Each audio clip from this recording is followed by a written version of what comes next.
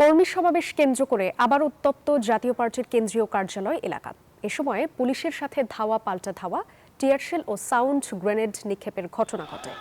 শনিবার বিকেলে নেতাকর্মীদের বিরুদ্ধে মামলা প্রত্যাহার সহ কয়েকটি দাবিতে কাকরাইলে কেন্দ্রীয় কার্যালয়ের সামনে কর্মী সমাবেশ আয়োজন করা হয়। সমাবেশের শুরু থেকেই উত্তপ্ত পরিস্থিতি বিরাজ করছিল।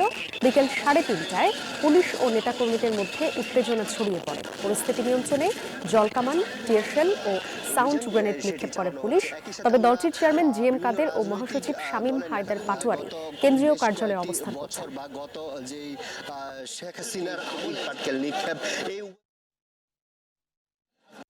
বাইরের লোকজন এসে আমাদেরকে আক্রমণ করেছে এবং পরে দেখলাম যে পুলিশও আমাদের এই শান্তিপূর্ণ সমাবেশটাকে পণ্ড করে দিয়েছে।